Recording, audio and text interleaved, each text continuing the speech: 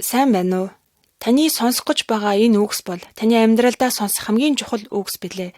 Энэ бол хүн болгон зориулсан эзний гайхамшигтай сайн мэдээ. Та өөрийнхөө зурагт номыг аваад миний хэлэх гэж байгаа зүйлийг анхааралтай сонсноо. За та гитар хөгжим сонсох юм бол та дараагийн зургийг гаргаараа.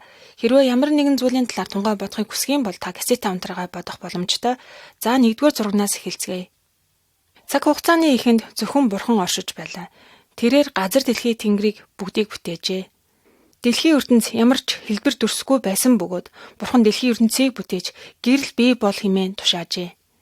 Бурхан нар сар оддыг бүтээжээ. Бурхан бол сайн бөгөөд тэр бүх зүйлийг удирддаг. 2-р зураг Бурханы үг. Таны харж байгаа зүйл бол Библийн зураг юм аа. Энэ бол Бурханы үг бөгөөд энэ бидэнд Бурханы талаар, түүний арга замуудын талаар хэлж өгдөг ном юм. Бурхан бүх хүмүүст хайртай. Библийн түүхүүдээс зөмөр хамтдаа сонсцгоё. 3-р зураг бүтээл. Бурхан бүх зүйлийг бүтээсэн юм. Бурхан нар сар оддыг бүтээжээ. Бурхан их газрыг, усыг бүтээжээ. Бурхан зүлэг, ногоо, моддыг бүтээжээ. Бурхан бүхий лан амьтад, жигүүртэн шуудыг бүтээжээ. Бурхан бүх зүйлсүүдийг бүтээжээ. Бурханы бүтээсэн бүх зүйлс үнэхээр сайхан байлаа. Бурхан эрэгтэй, эмэгтэй хүнийг бүтээжээ. Бурхан эрэгтэйд энэ дэлхий дээр байгаа бүхэл зүйлүүдийг захирах эрх мэдлийг өгчээ. 4-р зураг гим нүгэл. Бурханы бүтээсэн хамгийн анхны эрэгтэй хүний нэрийг Адам гэдэг байлаа. Бурханы анхны бүтээсэн эмэгтэй нэрийг Ева. Бурхан Адам, Ева хоёрыг өөрхөө бүтээсэн гайхамшигтай цэцэрлэгт амьдруулж байлаа. Бурхан Адам, Ева хоёрт ингэж хэллээ. Цэцэрлэгийн голд байгаа жимсний модноос бүү ид гэж сануулжээ. Хэрвээ чи энэ жимсний модноос идвэл зайлшгүй хөх болно гэж хэлжээ. Сатан Адам, Ева хоёр дээр ирж тэр хоёрыг мэхэлжээ. Сатан бол муу зүйлсүүдийг удирдагч юм аа. Сатан та хоёр энэ модны жимснээс идэж болно шүү дээ гэж хэлжээ. Адам, Ева хоёр Сатаны үгийг дагаж модны жимснээс иджээ. Тэр цагаас хойш Сатан энэ дэлхийн бүх зүйлүүдийг захирагч болжээ. Адам, Ева хоёр Бурханыхаа үгийг зөрчижээ. Бурханы үгийг зөрчсөн тохиолдолд бид нар гим нүглийг үлдэж байгаа юм а гэж Библиэлд тайлбарлаж бичсэн байдаг. Бурхан Адам, Ева хоёр өөрийнх нь үгийг зөрчсөн учраас цэцэрлэгээс хөөжээ. Хэдийгээр Адам, Ева хоёр Бурханы үгийг зөрчсөн ч гэсэн Бурхан тэр хоёрыг хайрласаар байжээ. 5-р зураг Кейн, Эйбл. Адам, Ева хоёр хүүтэй байжээ. Томыг нь Кейн, баг хүүг нь Эйбл гэдэг байлаа. Энэ зурган дээр Кейн гартаа мун барьсан байгаа. Кейн дүү Эйблдаа маш их ууралжээ. Тэгээд Кейн дүү Эйблаа алжээ. Кейн гим үлджээ. Тийм учраас Адамын бүх үр удмууд гим нүгэл үлджээ. Бид нар бүгдээрээ Адамын үр удмууд учраас бүгд гим нүгэл үлджээ. 6-р зураг Нова. Адамын үр удмууд гим нүглийг үлдсээр байлаа. Тийм учраас энэ бүгд Бурханы дургуутслыг хүргэжээ. Тэгээд Бурхан би энэ бүх хүмүүсийг газрын хөрснөөс арчих их үерийг буулгана хэмээн хэлжээ. Цорын ганц хүн Бурханы үгийг дуулууртаа дагдаг байжээ. Тэр хүний нэрийг Нова гэдэг байлаа. Бурхан Новад хөөгч авдар хий хэмээн тушаажээ. Нова Бурханы үгийг дуулууртаа дагаж хөөгч авдрыг хийжээ. Нова болон Новагийн гэр бүлийнхэн бүгд хөөгч авдар дотор оржээ. Нова бусад хүмүүсийг хөөгч авдарт орж ирэхийг урьсан боловч хүмүүс түүнийг шоолж инээлдэж байлаа. Бүх хүмүүс Бурханы үгийг дагсангүй. 7-р зураг Үер. Нова болон түүний гэр бүлийнхэн хөөгч авдарт орсны дараа маш хүчтэй бороо орж эхэлжээ. Бүх дэлхий усанд автжээ. Бусад бүхэл хүмүүс үерт автаж өгчээ. Тэгээд газар дэлхий дээр 40 өдрийн турш бороо оржээ. Нова болон түүний гэр бүлийнхэн Бурханы үгийг дагаж хөөгч авдар дотор бүгд амьд мэд байлаа. 8-р зураг Авраам түүний хүү Исаак. Авраам гэдэг хүн байлаа. Авраам бол Новагийн удам хугацааны хүн бөгөөд Бурханыг дуулууртаагаар дагдаг нэгэн байлаа. Түүний эхнэрийн нэрийг Сарай гэдэг байжээ. Сара Авраам хоёр үтэл настай болжээ. Сара хэдийгээр хөгшин байсан ч тэрээр хүү төрүүлжээ. Тэр хүүгийн нэрийг Исаак гэдэг байлаа. Исаакийн үр удмаас нэгэн хүн төрөв бөгөөд тэр бүх хүмүүсийн гим нүглийг өөртөө авах болно гэж Бурхан айлджээ. Тэр хүн бол та болон бидний гим нүглийг аврах ч нэгэн юм аа. 9-р зураг. Энэ зурган дээр Мөсес гэдэг хүн гарах болно. Мөсес уулан дээрээс бууж ирж байна. Бурхан энэ уулан дээр Мөсест өөрхөн хуулийг өгсөн юм. Тэгээд Бурхан миний энэ өгсөн хуулиудыг чи бусад хүмүүст хэлж тараа гэж хэлжээ. Бурхан өөрөх нь хуулийг дагдаг бүх хүмүүсийг хайрладаг билээ. 10-р зураг 10 хууль. Энэ зурган дээр Бурханы өгсөн хуулиудын зармыг нь та харж байна. 1-р зураг. Чи надаас өөр бурхадтай байж болохгүй. Чи өөртөө зориулан шүтэн, эсвэл дээр тэнгэр дэх, доор газар дах, газрын доор хусан доорх юмны ямар нэгэн дүрсийг бүүхий. Чи тэдэнд мөргөж, тэдэнд үйлчилж, тэднийг шүтэж болохгүй. 2-р. 6 өдөр чи хөдөлмөрлөж бүх ажлаа хий. Харин 7 дахь өдөр бол чиний бурхан эзний амралт тул чи болон чиний хүү, чиний охин, чиний зарц, шивгчин, чиний мал, танад байгаа зочин ямар ч ажил хийж болохгүй. 3-р. Эцэг эхээ хүндэл. Тэгвэл чиний бурхан эзэн чамд өгсөн газар дээр чи урт наслах болно. 4. Чи хүн бүү ал. 5-р. Чи бүү завхаар. 6-р. Чи бүү хулгаал. Чи хөршөөхөн эсрэг худал бүү гэрчил. Чи хөршөөхөн гэр оронд бүү шунахаар. Чи хөршөөхөн эхнэр болон түүний зарц, түүний шивгчин, түүний үхэр, түүний илжиг, хөршөөхөн юунд ч бүү шунахаар гэв. 11-р зураг өргөл. Мөсесийн амьдарч байсан үед байгаа хүмүүс маш их олон гим нүгэл үлддэг байжээ. Хүмүүсийн хийж байгаа гим нүгэл болон тэдний хийж байсан зүйл Бурханы нүдэнд хаалмжиг олсонгүй. Тэгэд Бурхан та нар өөрсдөө гим нүгэл үлдснийхаа төлөө өргөл өргөх болно. Гэхдээ тэрийг амьтнаар төлөөлөх ёстой гэж хэлжээ. Өнөөдөр бид нар өөрсдөө гим нүглийн төлөө ямар нэгэн мал амьтныг өргөл өргөх хэрэггүй бөгөөд Есүс Христ бидний гим нүглийн төлөө ирж өөрөө загалмаа дээр амьд өргөл болсон юм. Есүс Христийн ариун цус бидний гим нүглийг угаасан. Бурхан бидний гим нүглийн төлөө өөрийн хүү Есүс Христийг загалмаа дээр цовдлсон юм. Есүс бидний гим нүглийн төлөөх өргөл болсон юм аа. Хэрвээ Есүс Христ бидний амьдралд орж ирж бидний гим нүглийг ариутгаагүй байсан бол Сатан бидний амьдралыг удирцаар байх болно. Хэрвээ та Есүсийг эзэн гэж амаараа хүлээн зөвшөөрөх юм бол тэр таны гим нүглийг ариусгах болно. Тэгэд бид нар Есүсийг дуулууртаагаар дагаж амьдрах шаардлагатай. 12-р зураг. Тэнгэр элч Йосеф Мэритэй уулзсан. Та Авраамыг санаж байна уу? Бурхан Авраамд нэгэн хүн дэлхий дээр төрөх бөгөөд тэр хүн бүх хүмүүсийн гим нүглийг ариусгах болно гэж хэлж байсныг. Есүс ингэж төржээ. Мэри гэдэг залуухан онгон охин байжээ. Мэри Бурханыг дагаж, дуулууртаагаар дагаж түүний өг сургаалын дагуу амьдардаг байжээ. Бурханы тэнгэр элч Мэри дээр ирж ингэж хэлжээ. Бурханы ариун сүнсний хүч чадлаар чи хүүтэй болох бөгөөд хүүгээ Есүс гэж нэрлэх болно. Есүс хүмүүсийн гим нүглээс аврах болно. Йосеф Мэритэй суухаар сүү тавьсан байжээ. Тэнгэр элч Йосеф дээр ирж ийн хэлжээ. Мэри Бурханы ариун сүнсний хүч чадлаар хүүтэй болох болно. Түүнээс хойш удалгүй Йосеф Мэритэй гэрэлжээ. Йосеф Мэриг хүүгээ төрөөтөл түүнтэй ингэр зөрүүлсэнгүй. 13-р зураг. Есүс төрсөн нь. Мэри малын саравчинд хүү Есүсээ төрүүлжээ. Тэр шөнө хонио манаж байсан хончид дээр тэнгэр элчнэр ирээд ийн хүү хэлжээ. Энэ шөнө нэгэн эмэгтэй хүү төрүүлсэн. Энэ хүү бол бүх хүмүүсийн гим нүглийг ариусгагч нэгэн билээ. Түүний нэрийг Есүс. Хэрвээ та нар Бэтлехэм хот руу очих юм бол тэр хүүг харах болно. Тэгээд хончид эзэн Есүс Христийг магтан алдаршуулжээ. 14-р зураг. 1-р зураг. Энэ зурган дээр Есүсийн бага насны тухай гарч байна. Есүс сумын ахлагч нартай ярилцаж суuna. Есүс Бурхан учраас бүх зүйлийг мэддэг байлаа. За одоо 2-р зургийг харъя. Есүс насанд хүрээд бусад хүмүүст Бурханы тухай зааж эхэлжээ. Маш их олон хүмүүс Есүс Христийг дагдаг байлаа. Зарим хүмүүс түүнийг дагахыг хүссэнгүй. Есүс Христ бол Бурхан учраас бид нар түүнийг даах шаардлагатай.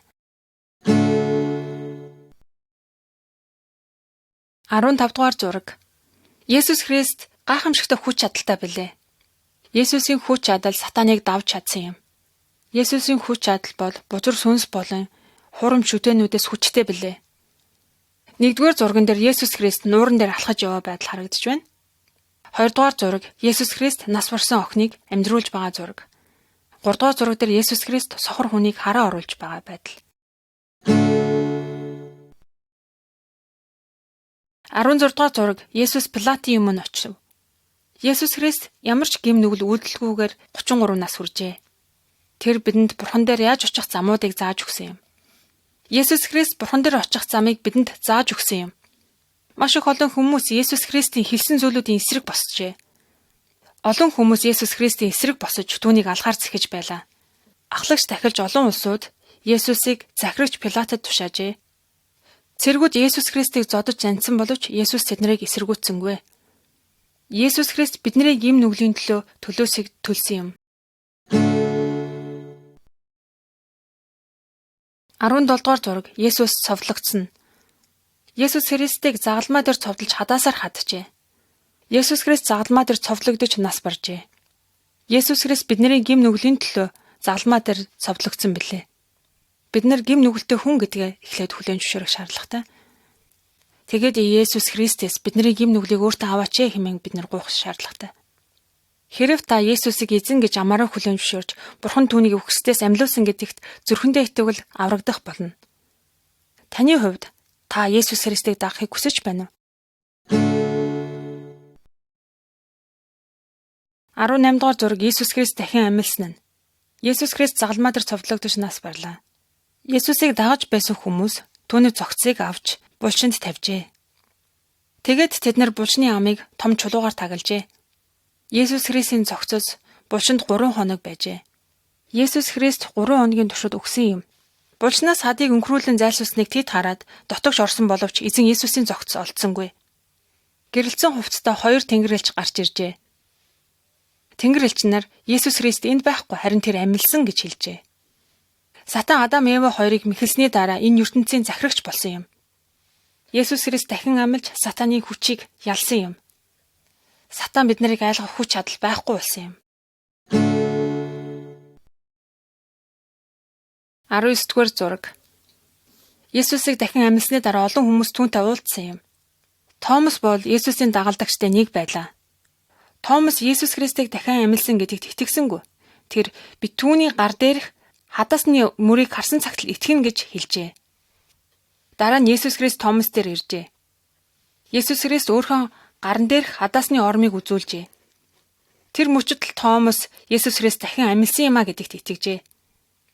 Бид нар хэдийгээр өөрсдийнхөө нүдээр Есүс Христийг хараагүй ч гэсэн тэр бол амьд Бурхан бөгөөд бид нарыг түүнийг дагаж яваасаа гэж хүсдэг юм. 20 дугаар зураг. Есүс Христ амьлснаас хойш 40 хоногийн турш дагалдагчтайгаа цуг байсан бөгөөд 40 хоногийн дараа тэр уулан дээр очижээ. Есүс дагалдагчтай хандад би одоо эцэг рүүгээ буцах шаардлагатай гэж хэлжээ. Намайг явсны дараа бүх хүмүүст миний тухай хэлж өг гэж хэмээн тушаажээ.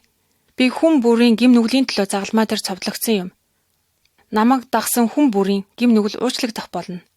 Надад итгэж найзах хүн бүр мөнхийн улсад надтай хамт байх болно. Есүс өөрхөн дагалдагчдын нүдний өмнө тэнгэрөөд өргөгдөн оджээ. 2 тэнгэр элч ирж Есүс Христ дахин ирэх болно гэдгийг түүний дагалдагчдад хэлжээ. Есүс Христ дэлхий дээр дахин ирэх болно. Тэр үед Есүс өөрхөн дагалдагчдыг хамт авч яваад тэд нар хамтдаа үрд мөхөд амьдрах болно. 21-р зураг. Загалмай биднэрт Бурханы хайрыг харуулж өгдөг юм. Есүс Христ дэлхий дээр амьдарч явах хугацаанд ямар ч гэм нүгэл үйлдээгүй. Тэр загалмай дээр бидний гэм нүглийн төлөө цовдлогдсон юм. Есүс Христ загалмай дээр цовдлогдож, нас бараад дахин амьлсан юм. Хэрвээ бид нар Есүс дээр ирэх юм бол тэр бидний гэм нүглийг уучлах болно. 22 дугаар зураг. 2 янзын амьдрал. Есүс Христ хүний амьдрал 2 замаар явдаг гэж хэлсэн байдаг. Эхний зам нь өргөн бөгөөд уужим юм гэж хэлсэн байдаг. Хоёр дахь зам нь жижиг бөгөөд нарийнхан юм. Бид нэр гэм нүгэлтэй байхдаа өргөн замаар алхаж явжээ. Энэ зам нь сатаанд харьяалагддаг бөгөөд эцэст нь там дундаг зам юм. Хоёр дахь зам нь Есүс Христийн зам бөгөөд энэ замаар явсан тохиолдолд мөнхийн улсад орох боломжтой. Есүс Христ итгэдэг хүмүүс нарийн замаар явж байгаа улсууд юм. Хэрвээ та Есүс Христийг амьдралдаа оруулахыг хүсэх юм бол та түүнтэй ийхүү ярьж болно. Есүс би гэм нүгэлтэй хүн гэдгээ хүлээн зөвшөөрч байна. Та миний гэм нүглийн төлөө загалмаа тарьж совлогсон гэдэгт би итгэж байна. Та миний амьдралд орж ирэж хэмээн би танаас гуйж байна. Миний амьдралд хийж өгсөн бүх зүйлээ чинь төлөө таньда талархаж байна. Хэрвээ та Бурхан тандаж ингэж хэлсэн бол та Бурханы хүүхэд боллоо. 23 дугаар зураг Бурханы хүүхдүүд. Та Есүс Христийг өөрийнхөө амьдралд оруулж авсан уу? Эсвэл үгүй юу? Бурхан эрхтээд энэ дэлхий дээр байгаа бүхэл зүйлүүдийг захирах эрх мэдлийг өгчээ. Хэрвээ та Есүс Христийг өөрийнхөө амьдралд оруулсан бол тэр таны зүрх сэтгэлийг цэвэрж ариусгадаг билээ. Та Есүсийг амьдралдаа оруулсан тэр цаг мөчөөс эхлэн Бурхан эцэг минь гэж дуудах боломжтой болдог. Тэгээд та Бурханы хүүхэд болно гэсэн үг. Бурхан бүх хүмүүсийг хайрладаг. Адилханаар хайрладаг. Бурхан бүх хүмүүсийг хайрладаг бөгөөд Бурханы нүдний өмнө бид бүгд адилхан юм. Нэгэнт та Бурханыг хүлээж авсан бол та түүний үг сургаалын дагуу амьдрах шаардлагатай. 24 дугаар зураг Никодем. Есүс Христ евдээчүүдийн удирдагч Никодемтэй уулзаж ярилцлаа. Есүс Христ Никодемд Бурханы хаанчлалд хэрхэн орох талаар ярьж өглөө. Ариун сүнсний хүч чадлаар та шинэ амьдралыг олж авах бөгөөд шинэ амьдралд орсны дараагаар та мөнхийн усад орох боломжтой юм аа. Хүн өөртөө шинэ амьдралыг авч чадахгүй бөгөөд харин Бурханы хүч чадлаар шинэ амьдралтай болж чадна. Та өөрийнхөө гэм нүглийг эзний өмнө хүлээж Есүс Христийг өөрийнхөө амьдралд оруулж ирэх шаардлагатай. Хэрвээ та хүсэх юм бол Есүс Христийг өөрийнхөө амьдралд урьж оруулж ирж болно. Хэрвээ та Есүс Христийг өөрийнхөө амьдралд оруулах юм бол Бурханы ариун сүнс таны амьдралыг өөрчилж шинжлэх болно. 25 дугаар зураг ариун сүнс. Есүс дагалдагчдаа ингэж хэлжээ. Би эцэг рүүгээ буцлаа. Би тэнгэрт очиод та бүгдэд туслах ариун сүнсийг явуулах болно. Ариун сүнс та нар дээр ирээд та нартай цуг үрд мөнх байх болно. Есүс Христ загалмаа дээр цовлогдож дахин амьлаад тэнгэр рүү өргөгдөж явсан юм. Есүс Христийг тэнгэр рүү өргөгдсөний дараа түүний дагалдагчдад цөмөөрөө нэг газар цугларчээ. Гинэт тэнгэрээс хүчит хуй салхи мэд дуу чимээ гарan тэдний сууцгааж байсан байр бүхэлдээ тэрхүү дуунд автжээ. Тэгтэл гал хаялах мэд хэлүүд би болон хүн нэг бүрийн дээр тогтхойг тэд харлаа. Ийхүү тэд бүгд ариун сүнсээр дүүрчээ. Ийхүү Есүс Христийн хэлсний дагуу ариун сүнс дагалдагч дээр иржээ. Хэрвээ та Есүс Христийг өөрхөн эзэн хэмээн хүлээн зөвшөөрөх юм бол ариун сүнс таны зүрх сэтгэлд орж ирэх болно. Ариун сүнс танд Бурханы үгийг ойлгоход туслах бөгөөд бозор сүнснүүдийн хүч чадлыг ялах чадварыг өгнө. 26 дугаар зураг. Хүн болгон харанхуй шөнөөс айдаг. Хэрвээ бид нар өөрсдийнхөө амьдралыг удирдах яваа бол өөрсдөө хүслийн дагуу амьдрч яваа бол бид нар харанхуйд тэмччин яваа хүнтэй адилхан юм. Хэрвээ бид нар өөрсдийнхөө амьдралыг удирж явбал бидний амьдрал айц сүцээр дүүрэн байдаг. Хэрвээ та Есүс Христийг өөрийнхөө амьдралд оруулж Бурханы үг сургаалын дагуу амьдрах юм бол та юунаас ч айх шаардлагагүй. Хэрвээ та ингэж амьдрвал та гэрэлтэй замаар алхаж яваа хүнтэй адил юм. Есүс Христ бузар сүнснүүдийг давж гарах хүч чадлыг танд өгөх болно. Есүс Христ хүн болгон ямар нэгэн зүйлээс айдаг гэдгийг мэддэг. Бүү аа гэж Библиэлд маш их олон удаа давтагдан хэлсэн байдаг. Хэрвээ та ямар нэгэн зүйлээс айвал Есүсийг туслаач хэмээн гуйн залбирах шаардлагатай. 27 дугаар зураг. Есүсийг амьдралдаа оруулж ирсэн хүмүүс Бурханы үг сургаалын дагуу амьдарч эхэлдэг. Христ итгэдэг хүмүүс нь энэ дэлхийн хүмүүсийн амьдралдаа гол болгодог зүйлүүдийг дагадаггүй, хиймшгтэн шүтдэггүй, хулгай хийдэггүй, садар цам үйлддэггүй байдаг. 28 дугаар зураг. Есүс Христийг дагдаг хүмүүсийг Христ итгэлт хүмүүс гэдэг. Христ итгэлт хүмүүс нь Библийн үг сургаалын дагуу амьдардаг байх шаардлагатай. Христэс эмээ нэг нэгэндээ захирагд, эхнэрүүдээ эзэнт захирагддаг шиг нөхрүүддээ захирагд. Учир нь Христ чуулганы толгой байдгийн адил нөхөр нь эхнэрийнхээ толгой юм. Христ өөрөө тэр биеийн аврагч мөн. Чуулган Христэд захирагддгийн адил түнчлэн эхнэрүүд нөхрүүддээ бүх талаар захирагд.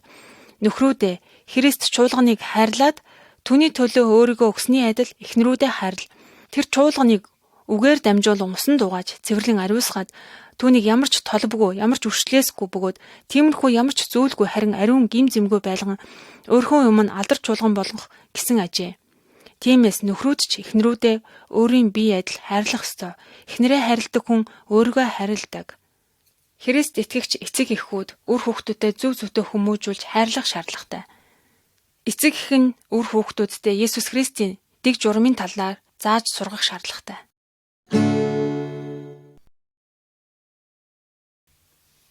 29-р зураг. Дайснаа хайрл. Бурхан Христ итгэлт хүмүүст хандан дайснаа хайрл гэж хэлсэн байдаг. 1-р зураг.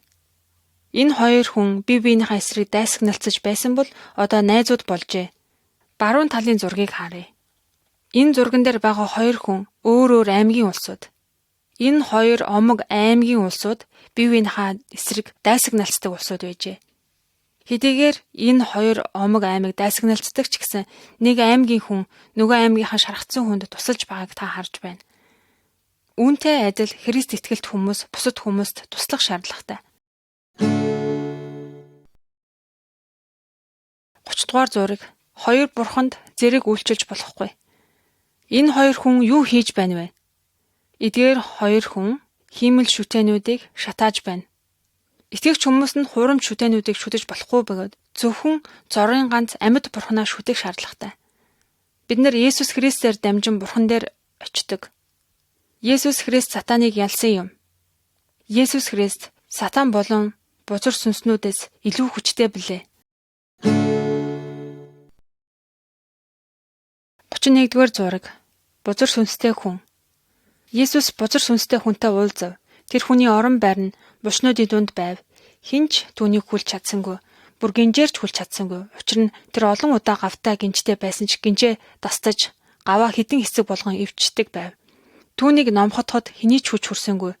Тэрээр булчнуудын дунд ууланд өдөр шөнөгүй орилж чулуугаар өөрийгөө дэлсэн. Есүсийг холоос хараад тэр гүн ирж түүнд мөргөв.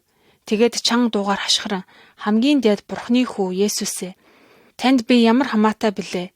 Би Бурханаар танаас гуй. Намайг бүү зовоогооч гэлээ. Учир нь Есүс бузар сүнс чи энэ хүнээс гар гэж айлцсан ажээ.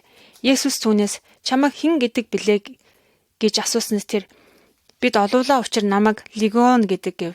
Тэгээд тэр түүнээс өөрсдийг энэ нутгаас бүү зайлуулаач гэж хүсэмжлэн гууж эхлэв. Тэнд ууланд гахаан их сүрэг бэлчиж байлаа. Чөтгөрөөд Есүсээс биднийг гахаа руу явуулаач. Би тэдний дотор оръё гэж гуйхад Есүс тэдэнд зөвшөөрөв. Бузар сүнснүүд хүнийг орхиж гахаануудад шүглэв.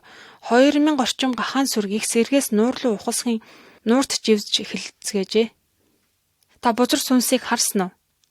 Ийм бузар сүнстэй хүмүүст зөвхөн Есүс Христ л тусалж чадна. 32-р зураг. Энэ зургийг анхааралтай хараарай. Нэг хүн гартаа мөнгө болон хувцас барьжээ. Энэ хүн нөгөө хүндээ хандан хэрвээ чи мөнгөтэй сайхан хувцастай байх юм бол аз жаргалтай болно гэж хэлж байна. Та иймэрхүү худлаа яриануудыг урд нь сонсож байсан гэдэгт бид нэр итгэж байна. Та зөвхөн Есүс Христэд л итэг. Бурхан танд юу хэрэгцээтэй байгаа тэр болгоноор хангах болно. Хэрвээ та ямар нэгэн зүйлээр дутагдж гачигдж байгаа бол Бурхан түүнийг мэдэж байгаа бөгөөд танд хэрэгцээтэй тэр зүйлсүүдийг Бурхан өөрөө өгөх болно. Хэрвээ та Есүс Христийг амьдралынхаа хамгийн эрхэм чухал нэгдүгээрт тавих юм бол Бурхан танд хэрэгцээтэй байгаа тэр бүх зүйлүүдээр хангах болно. 33 дугаар зураг. Алдагдсан хүү. Есүс дэлхий дээр амьдарч явах үедээ энэ түүхийг хүмүүст хандан хэлж өгчээ. 2 хүүтэй нэг хүн байжээ. Түүний баг гуун эд хөрөнгөө аваад алс орныг зорин оджээ. Баг гуун алс оронд очиод дур зоргоороо амьдарч эд хөрөнгөө өрн таран хийв. Баг хүү эд хөрөнгөтэй байхдаа олон найз нартай байжээ. Харин түүний эд хөрөнгө барагдаж ядуу хоосон болоход түүнд нэг ч найз үлдсэнгүй. Баг хүү эцэг эхийнхээ өгсөн мөнгийг дур зоргоороо өрсөн учраас гэр орон руугаа очих нүүр түүнд байсангүй. Нэлээд олон жилийн дараа баг хуу гэртээ буцаж очихоор шийджээ. Гэртээ буцаж ирэхэд түүний аав нь өршөөж гин. Бурхан бид бүгдийг маш их хайрладаг. Бид нэр Бурханы үг сургаалыг дагаагүй үед бидний дотор гимших сэтгэл төрдөг. Хэрвээ бид нар Есүс Христэс бидний гим нүглийг уучлахыг хүсвэл тэр бидний гим нүглийг уучладаг. 34-р зураг. Христ итгэдэг хүн өвчин тусвал яах вэ? Хэрвээ Христ итгэдэг хүн өвдөх юм бол та хамгийн түрүүнд эзэнт хандан залбирах ёстой. Бурханы хүч чадал агуу гайхамшигтай учраас тэр хүч чадлаараа таныг итгэх боломжтой. Та мөн эмчэд үзүүлж эмчийн өгсөн заврын дагуу им уугаад итгэх боломжтой. Есүс Христийн хүч чадал эмчээр мөн имээр дамжуулан таныг итгэх чадвартай. 35 дугаар зураг өхөл. Хэрвээ хэн нэгэн өнөөдөр нас барлаа гэхэд тэр хүн хаашаа очдог вэ? Христ итгэдэг хүмүүс нас барахад тэдгээр хүмүүс бурхан дээр очдог. Энэ газрыг мөнхийн улс хэмээн нэрлэдэг. Учир нь Есүс Христ итгэсэн хүмүүсийг бурхан гим нүгэлгүй ариун хэмээн тооцсон байдаг. Харин Есүс Христ итгэдэггүй хүмүүсийн сүнс тамд очдог. Хэрвээ та Есүс Христийг өөрхөн аврагчаа хэмээн амьдралдаа хүлээж авах юм бол та мөнхийн улсад очих боломжтой болно. 36 дугаар зураг. Христийн бие. Бие махбодод олон янзын эрхтнүүд байдаг. Биднэрт сонсох эрхтэн, харах эрхтэн, гар хүл гэх мэт олон янзын эрхтнүүд байдаг. Хэрвээ бидний аль нэг эрхтнүүд өвдөх юм бол бие махбод тэр чигтээ өвчин шаналлд автдаг. Бурхан Христ итгэдэг хүмүүс бол нэг биеийн олон янзын эрхтнүүдтэй адилхан юм а гэж хэлсэн байдаг. Христ итгэгч хүмүүс олон янзын ажил үйлчилгээ хийдэг. Зарим хүмүүс нь сайн мэдээ тарагч, зарим нь багш, зарим нь малчин, зарим нь малын эмч, зарим нь эмч гэсэн олон янзын ажил бид нар хийдэг. Таны хийдэг ажил бусад хүмүүсийн хийдэг ажлаас илүү чухал гэж та бодох шаардлагагүй. Христ итгэгч хүмүүс ингэж бодож болохгүй. Учир нь бидний бүхий л хийж байгаа ажил үйлс Бурханд алдрыг авчрах шаардлагатай.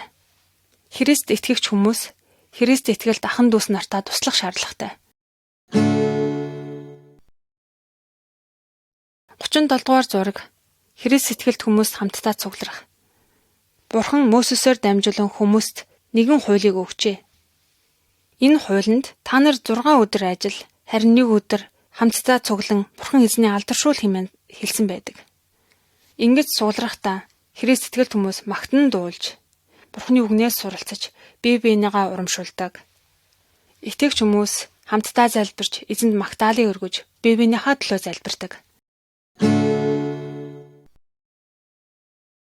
38 дугаар зураг. Есүс Христ Тэнгэрийн улсад байгаа бөгөөд нэгэн өдөр тэр буцаж ирэх болно.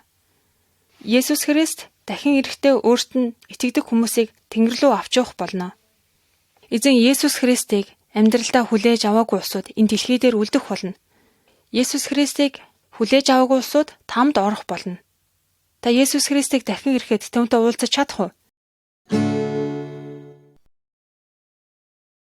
39-р зураг. Ариун сүнсний үр жимс. Энэ зураг дээр нэгэн хүн модны мөч рүү шатааж байгааг та харж байна. Жимсний мод үр жимс ургуулдаг. Хугарсан, тасарсан мөчрүүд үр жимс ургуулдаггүй. Үүнтэй адил итгэгч хүний амьдралд үр жимс гарах ёстой. Зөвхөн Бурханы ариун сүнс л үр жимс гаргахад тусалдаг. Ариун сүнсний үр жимс нь бидний амьдралд зөв амьдралаар амьдрах, үннийг ярих, бусдыг хайрлах байдлаар илэрдэг юм. 40-р зураг. Гэрчлэл. Есүс Христ өөрхөн дагалдагчдад миний тухай бүх үндэстнүүдэд очиж хэл хэмээн тушаасан байдаг. Тийм учраас Есүс Христ итгэдэг хүн нэг бүр эзний тухай бусад хүмүүст ярьж хэлдэг байх шаардлагатай. Бусад хүмүүст эзэн Есүсийн талаар, түүний хүч чадлын талаар гайхамшигтай сайхан мэдээг тараах шаардлагатай. Хэрвээ бид нар Есүс Христийн тухай бусад хүмүүст ярих юм бол ариун сүнс биднэрт туслах болно. Библиэс уншсан, ариун сүнсний хүч чадлаар ойлгож авсан зүйлүүдэд бусад хүмүүстэй хуваалцах шаардлагатай. Бидний ярих зүйл маань ингээд дуслаа. Анхаарал тавьсан танд маш их баярлалаа.